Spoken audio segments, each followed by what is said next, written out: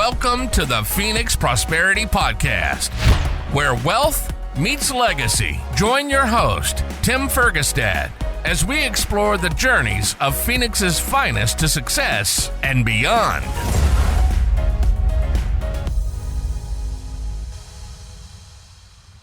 Hello, this is Tim Fergestad. Thank you for joining us. Today's guest is Dr. Mona Amini, psychiatrist and founder of MonV, Mind Wellness and Concierge Practice, helping high achievers navigate stress, burnout, and life transitions through deeply personalized approach to mental wellness. And she wears a lot of other hats too, so I'm excited to have her on the show. Welcome to the show, Mona. Thank you so much for having me, Tim. All right, thank you. So you're here in Scottsdale, right? I am. Correct. All right, and you have your MonV Mind Wellness Clinic, but you also what are some of the other services you're offering right now? With it's kind of business to business. You're doing a lot. Yeah. So I medically direct several types of programs and treatment centers between here and California. I provide supervision to mid-level psychiatric providers, providing education and overall, care for them as well. In addition to that, I wear other hats that are kind of like passion projects of mine. So social media education and content creation is one of those.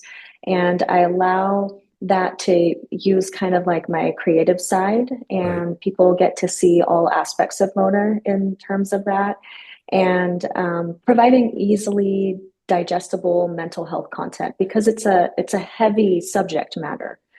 This is not like a fun industry where you can fold everything in and be advised to do something that maybe it doesn't work for others in terms of their healing. And it's not always as visible and tangible. It's not like dietary stuff where you're like, hey, here's an avocado. Right. Yeah, exactly. It's not an infection where you can just throw an antibiotic in and everything is fine and, it works well.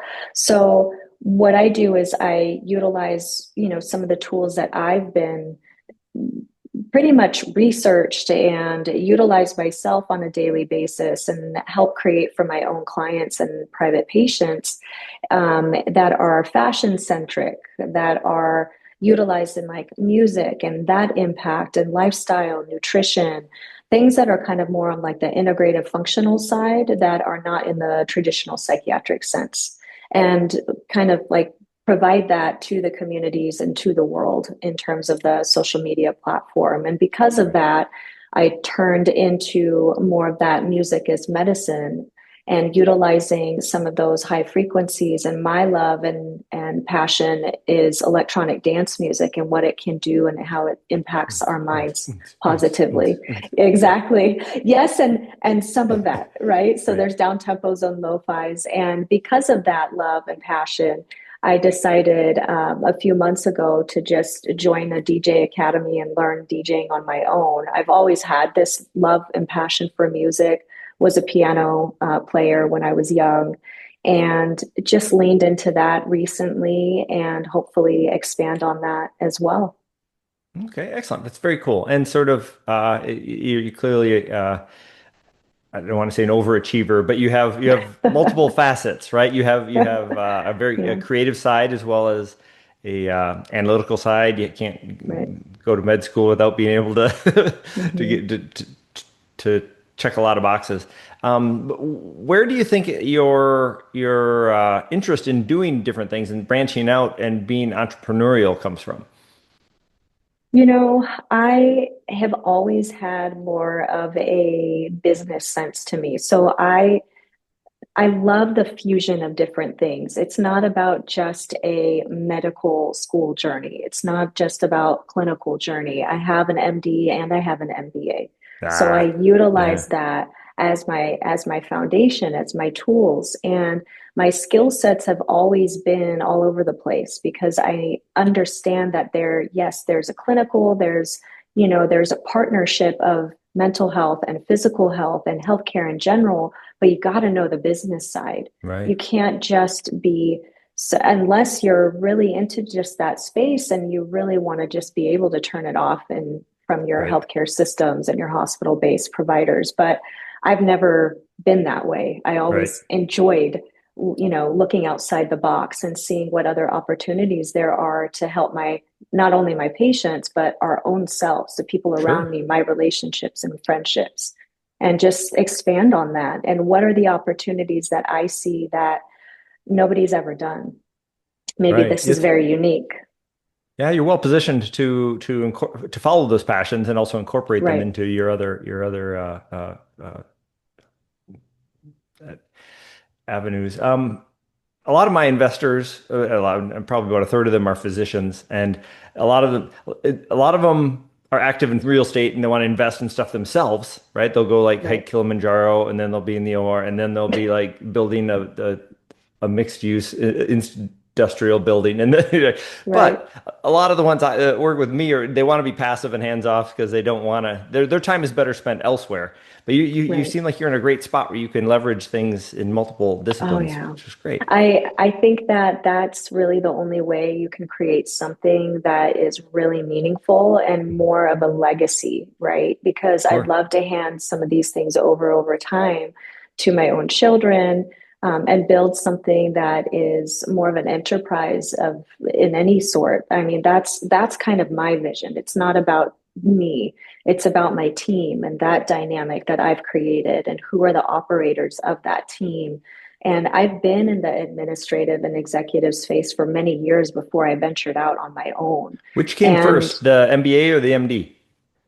so the technically just within months, Oh, really? technically the MBA, yeah, technically the MBA and then the But they MD. were But in I parallel. was in a dual program. So Huh. Okay. while I was in med school by day, I was taking master's courses by evening. I We don't think were, I've ever heard of a dual MBA MD program. I've seen yeah, MD yeah. PhDs and things like that, but Yeah, there are some okay, out that's there. awesome. Yeah, yeah.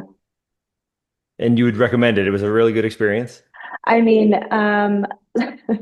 recommend it if your brain and your physical body can handle it. I think my husband and I went to medical school together, so we had this journey on our own. I had a built-in partner, on all aspects. We attended classes together, we were in groups together. So for us, this was easy. For probably normal humans, it was probably going to be a bit more taxing, but this is just how our brains work. We Right, are overachievers in that sense. So, right. but I wouldn't have taken that away because, again, that built a very different foundation for myself. And I feel like probably when I was done with med school and residency, I would have eventually gotten an MBA anyhow. So it was nice to have done this, dual enrollment at the same time. Right. Okay. Excellent. Um, let's dive in a little bit more into the academics for a second before we get in back to the business.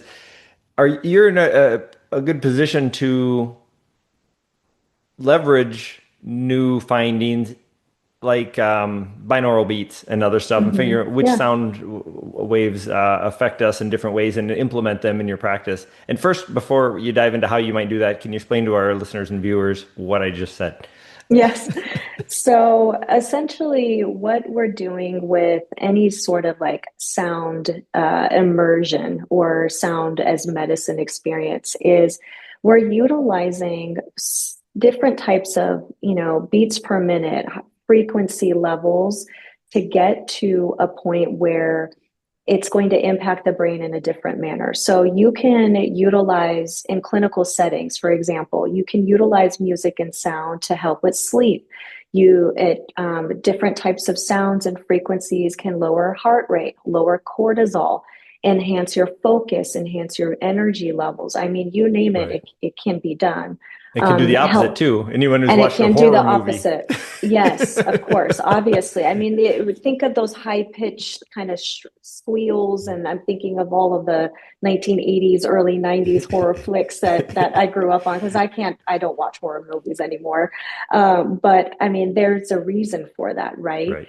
Because to me, it's a way of enjoying that experience and getting into that impact.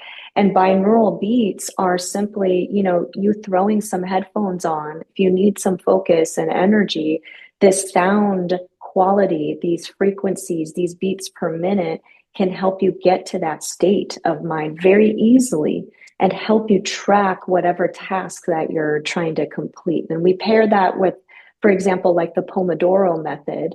And if you do these for 15, 20 minutes at a time, pairing that with your binaural beats, you'd be amazed at how fast and quickly you can accomplish that task that is so mundane that you've been pushing off for, weeks or months, and you can get it accomplished in a quicker manner.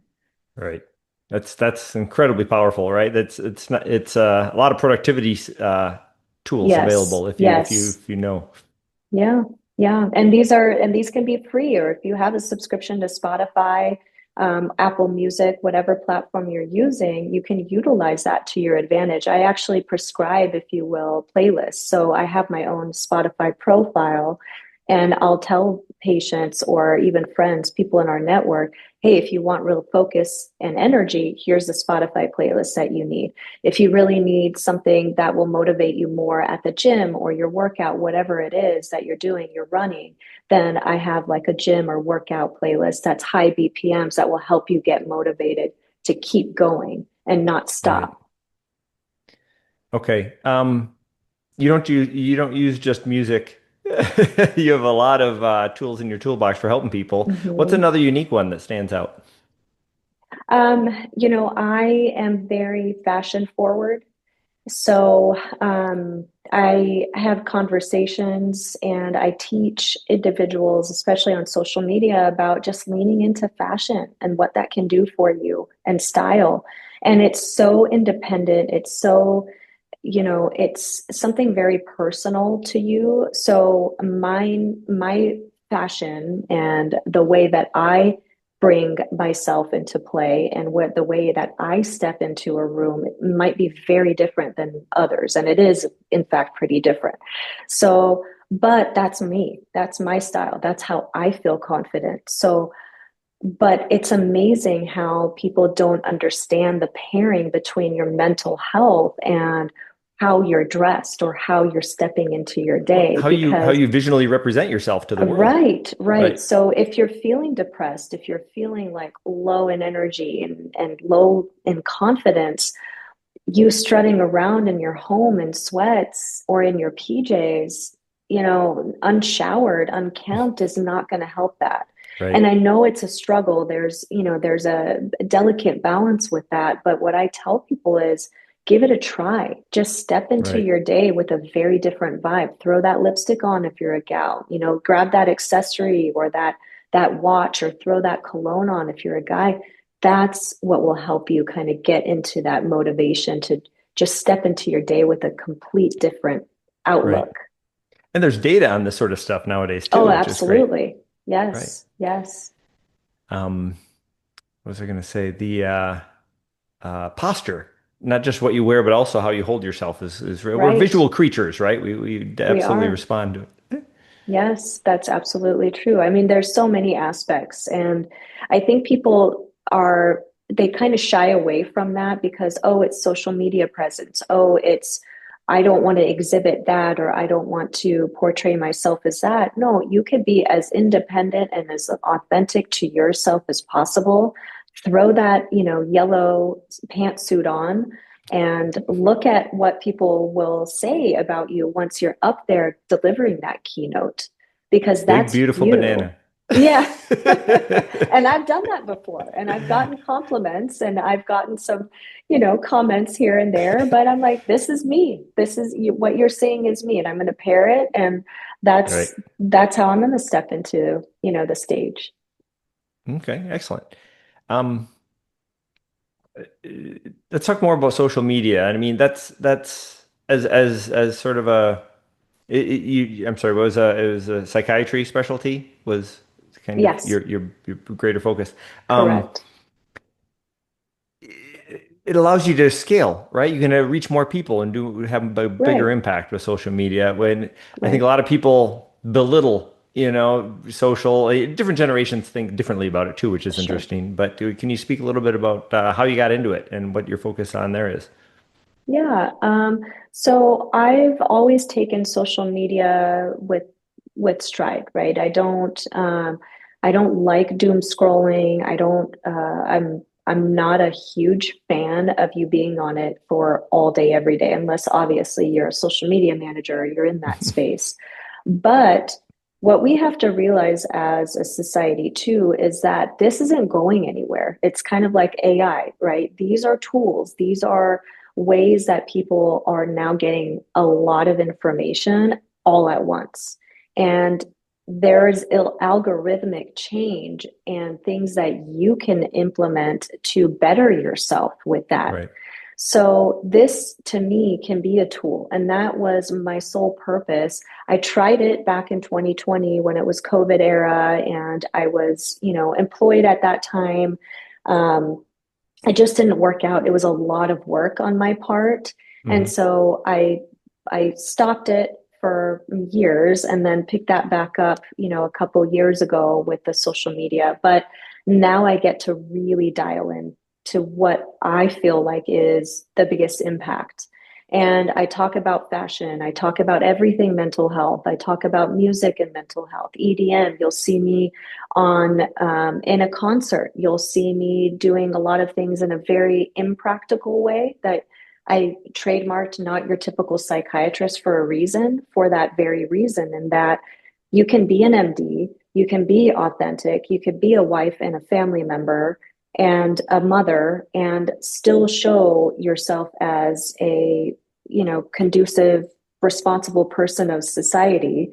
But that's what you need. And sometimes to heal your stress and to diffuse a lot of your day to day, you need these creative outlets. And sometimes that creative outlet is fashion and music and, other opportunities. People love their workouts and different avenues. So for me, it was about making a very different impact and just showing that you can be somebody that is really multifaceted and with a different type of presence. Okay. Yes. That's awesome. That's awesome. It's interesting how the algorithms, right? I mean, there's a lot of silly stuff out there, right? And there's so many trying to pick signal out of the noise. The Yeah. algorithms are getting pretty good at showing you what you want to see, right? So like Right. if I wanted to start looking at self-betterment and through fashion and stuff, you'll show up more and more in my feed, right? And then people discover Okay. you, right? And then they just devour your content for what is it, a few weeks, and then do they reach out to you directly at some point? Do you get clients who find you there? I I do. I've had clients that eventually do come to me and they will use the words "I've been stalking you on the internet" before, Right. and I get it. And it's I don't take it personal. I actually feel that it's a good thing because as a psychiatrist, anybody in mental health, you have to understand as the clinician, people are coming to you with very, very personal, very private, very confidential things. Right. And they need to know you. They Sure. want to know you before they step into your door. And being a concierge psychiatrist, I have a very different level of clientele. And so those individuals really need to have trust in you and Okay. confidence in you. And so the aspect of, this is not something that is like an instantaneous, I'm going to go see her tomorrow. This is probably months Right. of buildup. I And I totally so get that. I have yeah, the same yeah, thing happen. I have had people find me to invest in some of people writing yeah, six-figure checks, so they don't just go, "Hey, yes. I saw you on one video." That's it. Nope. Yeah. Exactly. Exactly. So you understand that Yep. component. But yeah, I get messages and emails and all sorts of things at all times. So I'm Right. okay with that.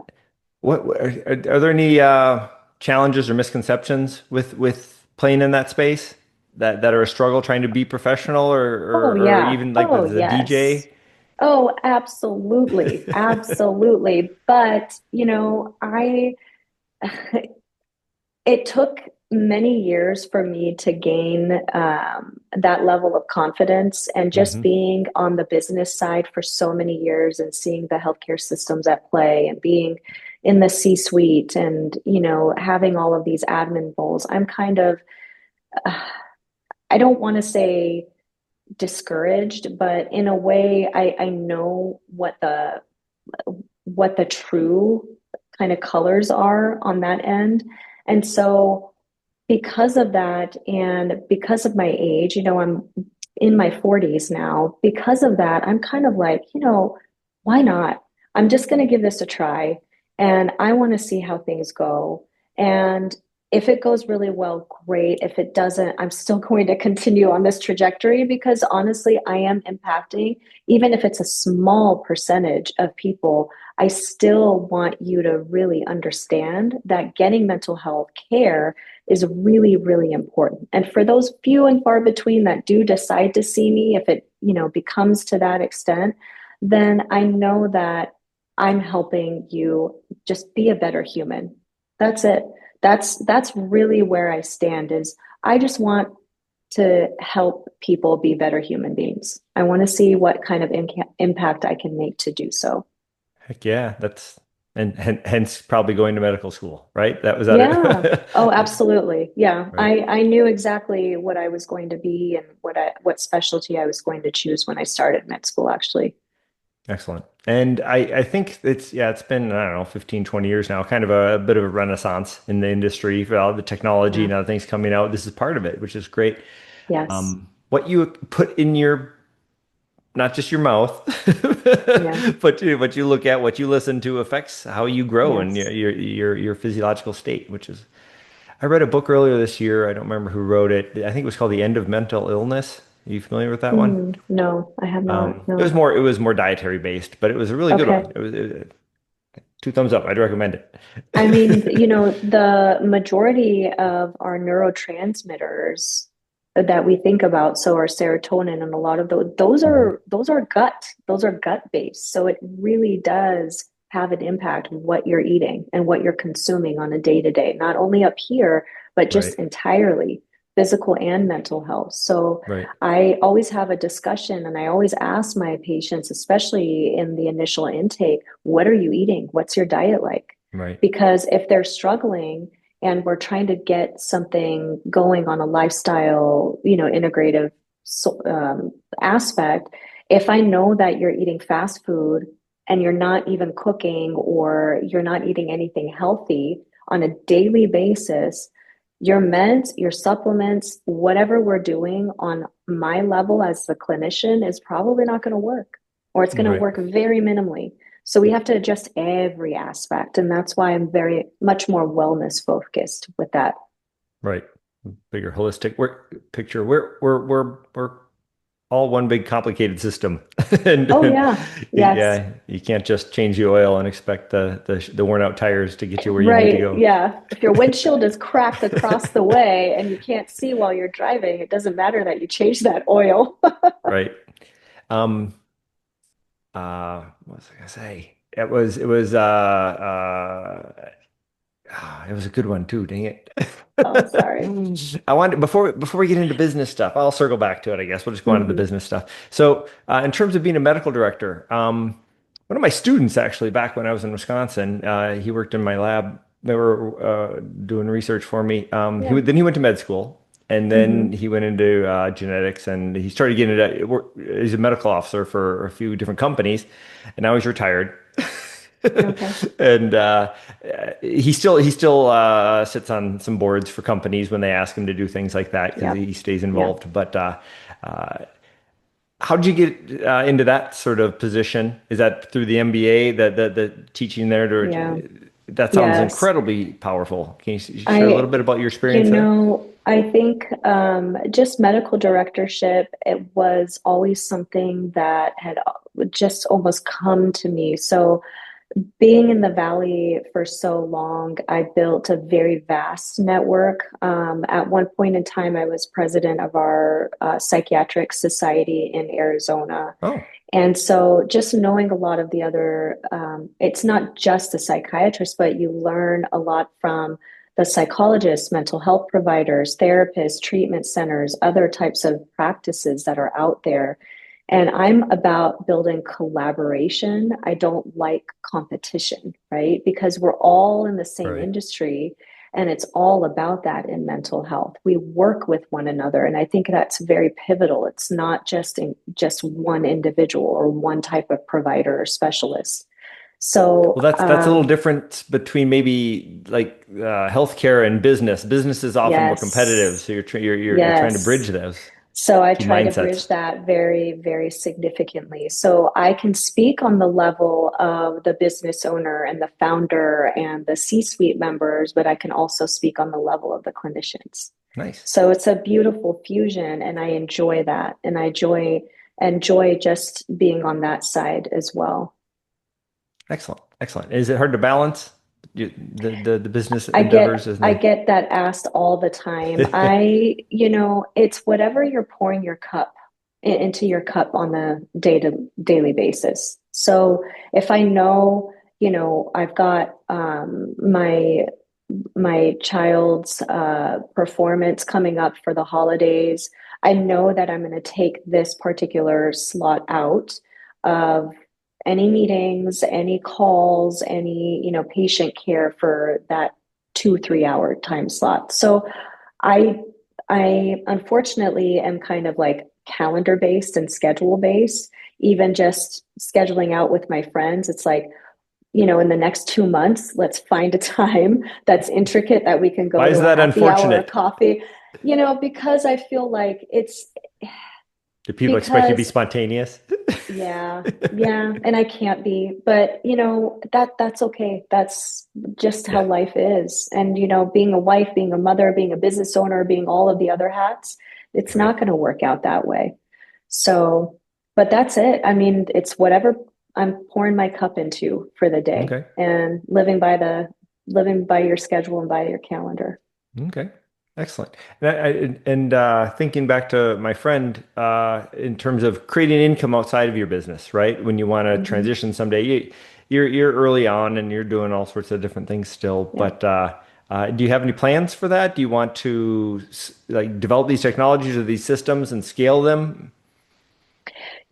I think on the music and mental health realm, eventually, yes. Just having some opportunities in terms of that. I think there's so much that we can do on that level. And especially nowadays with just digital health apps, the impact Hmm. of that, some sort of recurrent income that is app based or educational or, building courses out that are somewhat, you could have a live webinar, you could have pre-recorded, so asynchronous and synchronous technology.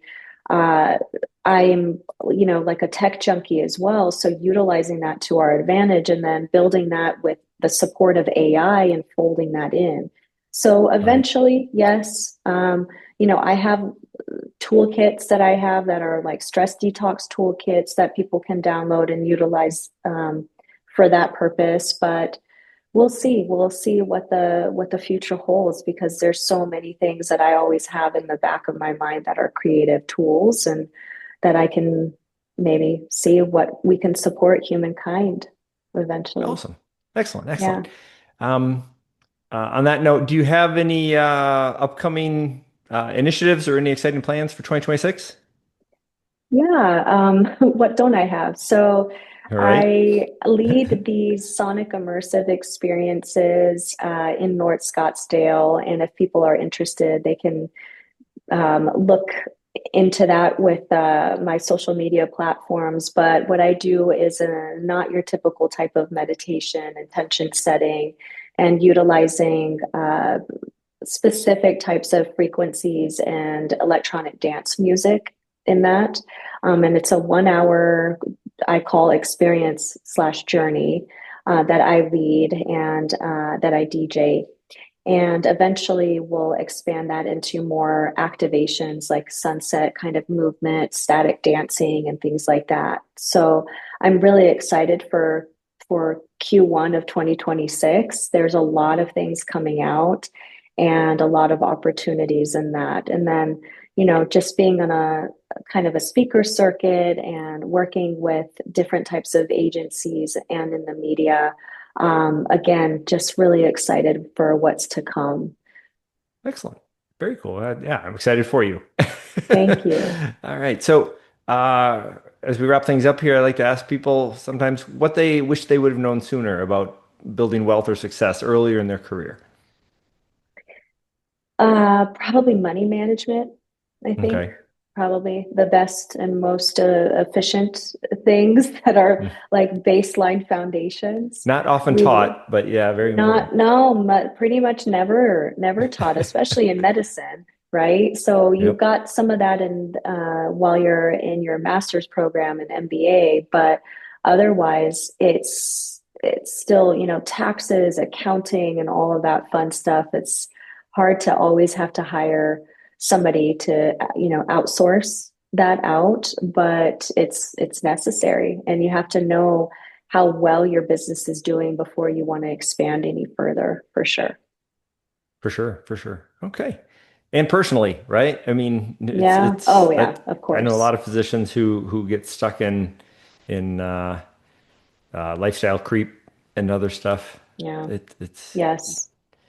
without the proper background. Kind of almost like because they spend so long training, they work so hard, and they get to acquire all this Hmm. debt, and then they finally start making an income in their 30s or 40s, and then they don't have much more time to live. They want to No. live it So all they buy now. that super car, they buy Right, they've that been putting off. home. Right. Yeah, I know. Yeah. I know. It's hard. It's hard. You're in education and academics and then residency, and then you're not making very much money in any of those. And then you're still in this debt for years trying to Yep. pay that off. And you're trying to start a family or have started a family in the meantime. And it's very difficult. These are difficult stages of life. But if you know where your finances are, when you know you have some sort of business sense foundation, I think that's really important for you to thrive later on in life. For sure. Awesome. Thank you. This has been great. Thank you, everybody, for listening and watching. Thank you very much, Dr. Mona Amini, for joining me today and sharing your insights into sound and fashion and mental health here in Arizona. That's awesome. Thank you so much, Tim. Inspired by our guests? Visit phoenixprosperitypodcast.com/guest and join us on the show and share your success story with Tim. The spotlight awaits.